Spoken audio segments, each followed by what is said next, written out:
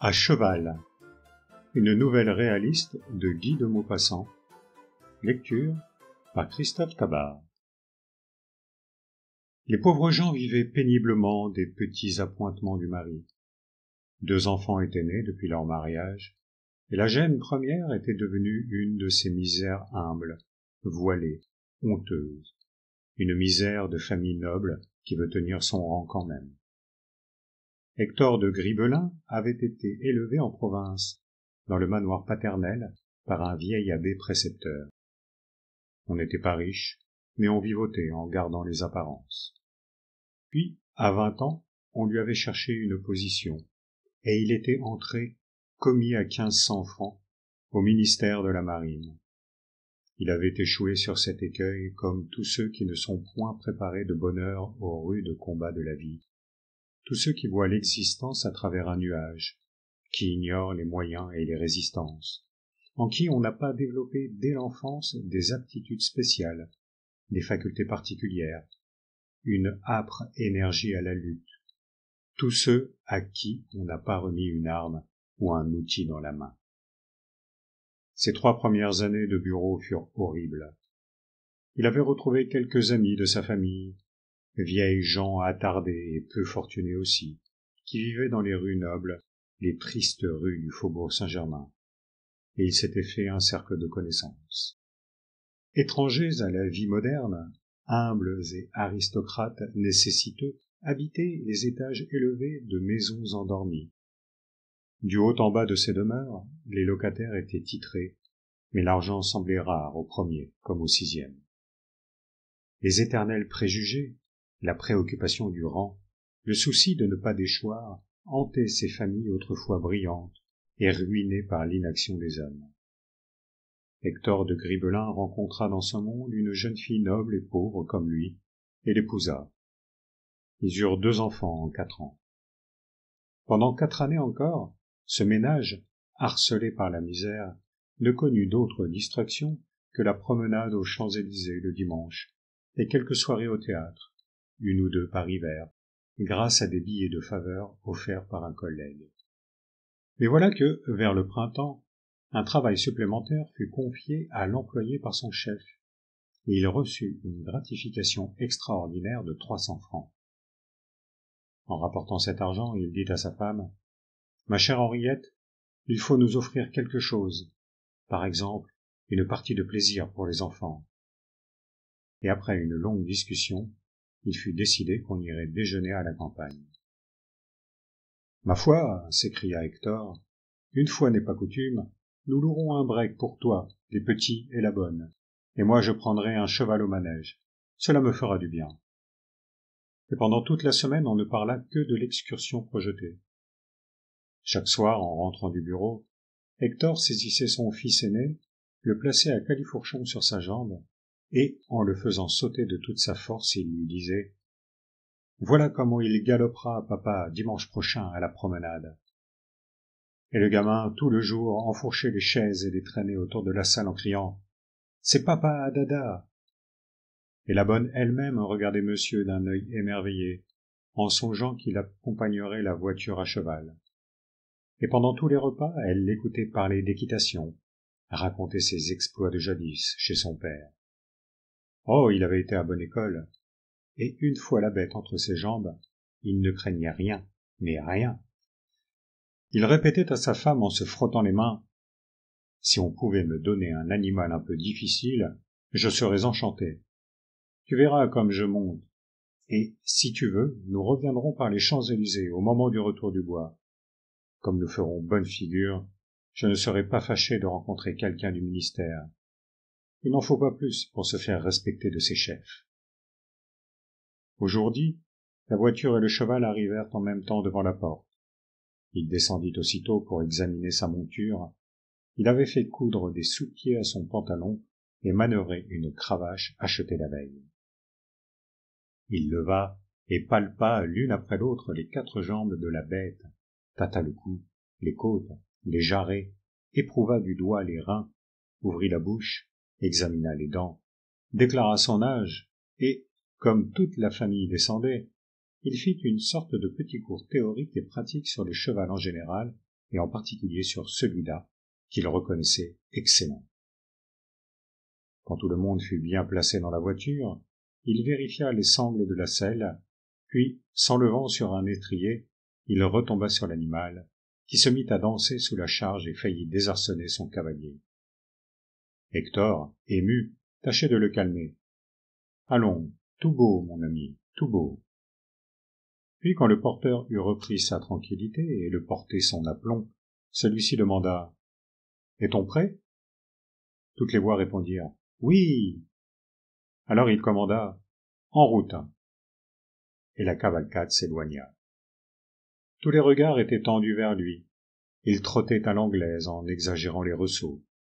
À peine était-il retombé sur la selle qu'il rebondissait comme pour monter dans l'espace.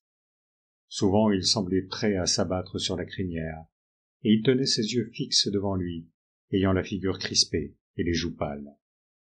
Sa femme, gardant sur ses genoux un des enfants, et la bonne qui portait l'autre, répétait sans cesse « Regardez papa! Regardez papa !»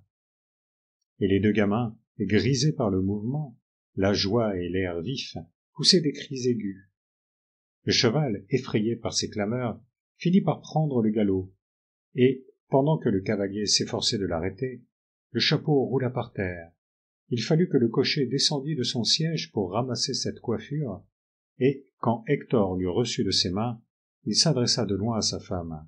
« Empêche donc les enfants de crier comme ça, tu me ferais emporter. » On déjeuna sur l'herbe, dans les bois du Vésinet, avec les provisions déposées dans les coffres. Bien que le cocher prît soin des 3 chevaux, Hector à tout moment se levait pour aller voir si le sien ne manquait de rien, et il le caressait sur le cou, lui faisant manger du pain, des gâteaux, du sucre. Il déclara « C'est un rude trotteur. Il m'a même un peu secoué dans les premiers moments, mais tu as vu comme je m'y suis vite remis. Il a reconnu son maître. Il ne bougera plus maintenant. » Comme il avait été décidé, on revint par les Champs-Élysées. La vaste avenue fourmillait de voitures, et sur les côtés les promeneurs étaient si nombreux qu'on eût dit 2 longs rubans noirs se déroulant depuis l'Arc de Triomphe jusqu'à la place de la Concorde. Une averse de soleil tombée sur tout ce monde faisait étinceler le vernis des calèches, l'acier des harnais, les poignées des portières. Une folie de mouvement, une ivresse de vie semblait agiter cette foule de gens, d'équipages et de bêtes, et l'obélisque là-bas se dressait dans une buée d'or. Le cheval d'Hector, dès qu'il eut dépassé l'Arc de Triomphe, fut saisi soudain d'une ardeur nouvelle, et il filait à travers les rues, au grand trot, vers l'écurie, malgré toutes les tentatives d'apaisement de son cavalier. La voiture était loin maintenant, loin derrière, et voilà qu'en face du palais de l'Industrie, l'animal, se voyant du champ, tourna à droite et prit le galop. Une vieille femme en tablier traversait la chaussée d'un pas tranquille. Elle se trouvait juste sur le chemin d'Hector, qui arrivait à fond de train. Impuissant à maîtriser sa bête, il se mit à crier de toute sa force. « Holà, hé, holà, là-bas !» Elle était sourde, peut-être, car elle continua paisiblement sa route jusqu'au moment où, heurtée par le poitrail du cheval lancé comme une locomotive, elle alla rouler 10 pas plus loin, les jupes en l'air, après 3 culbutes sur la tête. Des voix criaient « Arrêtez-le !» Hector, éperdu, se cramponnait à la crinière en hurlant « Au secours !» Une secousse terrible le fit passer comme une balle par-dessus les oreilles de son coursier et tomber dans les bras d'un sergent de ville qui venait de se jeter à sa rencontre. En une seconde, un groupe furieux, gesticulant et vociférant se forma autour de lui. Un vieux monsieur surtout, un vieux monsieur portant une grande décoration ronde et de grandes moustaches blanches, semblait exaspéré. Il répétait « Sacrebleu ! Quand on est maladroit comme ça, on reste chez soi. On ne vient pas tuer les gens dans la rue quand on ne sait pas conduire un cheval. » Mais 4 hommes portant la vieille apparurent. Elle semblait morte, avec sa figure jaune et son bonnet de travers, tout gris de poussière. « Portez cette femme chez un pharmacien, » commanda le vieux monsieur, « et allons chez le commissaire de police. » Hector, entre les 2 agents, se mit en route. Un 3e tenait son cheval. Une foule suivait. Et soudain le break apparut. Sa femme s'élança. La bonne perdait la tête, les marmots piaillaient. Il expliqua qu'il allait rentrer, qu'il avait renversé une femme, que ce n'était rien. Et sa famille, affolée, s'éloigna. Chez le commissaire, l'explication fut courte. Il donna son nom, Hector de Gribelin, attaché au ministère de la Marine, et on attendit des nouvelles de la blessée. Un agent envoyé au renseignement revint. Elle avait repris connaissance, mais elle souffrait effroyablement en dedans, disait-elle. C'était une femme de ménage, âgée de 65 ans et dénommée Madame Simon. Quand il sut qu'elle n'était pas morte, Hector reprit espoir et promit de subvenir aux frais de sa guérison. Puis il courut chez le pharmacien. Une cohue stationnait devant la porte. La bonne femme, affaissée dans un fauteuil, geignait, les mains inertes, la face abrutie. 2 médecins l'examinaient encore. Aucun membre n'était cassé, mais on craignait une lésion interne. Hector lui parla. « Souffrez-vous beaucoup ?»« Oh, oui. »« Où ça ?»« C'est comme un feu que j'aurai dans les estomacs. » Un médecin s'approcha. « C'est vous, monsieur, qui êtes l'auteur de l'accident ?»« Oui, monsieur. Il faudra envoyer cette femme dans une maison de santé. Je connais une où on la recevrait à 6 francs par jour. Voulez-vous que je m'en charge ?» Hector, ravi, remercia et rentra chez lui, soulagé. Sa femme l'attendait dans les larmes. Il l'apaisa. « Ce n'est rien. Cette dame Simon va déjà mieux. Dans 3 jours, il n'y paraîtra plus. Je l'ai envoyée dans une maison de santé. Ce n'est rien. » Ce n'est rien. En sortant de son bureau, le lendemain, il alla prendre des nouvelles de Madame Simon. Il la trouva en train de manger un bouillon gras d'un air satisfait. « Eh bien, dit-il.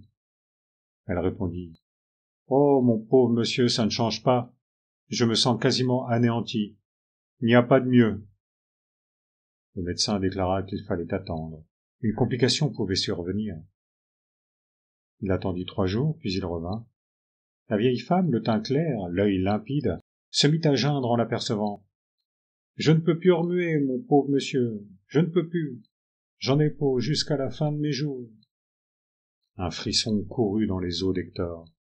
Il demanda le médecin. Le médecin leva les bras. « Que voulez-vous, monsieur ? Je ne sais pas, moi. Elle hurle quand on essaie de la soulever. On ne peut même changer de place son fauteuil sans lui faire pousser des cris déchirants. Je dois croire ce qu'elle me dit, monsieur. Je ne suis pas dedans. Tant que je ne l'aurai pas vue marcher, je n'ai pas le droit de supposer un mensonge de sa part. » La vieille écoutait, immobile, l'œil sournois. 8 jours se passèrent, puis 15, puis 1 mois. Madame Simon ne quittait pas son fauteuil. Elle mangeait du matin au soir, engraissait, causait gaiement avec les autres malades, semblait accoutumée à l'immobilité, comme si c'eût été le repos bien gagné par ses 50 ans d'escaliers montés et descendus, de matelas retournés, de charbon porté d'étage en étage, de coups de balai et de coups de brosse.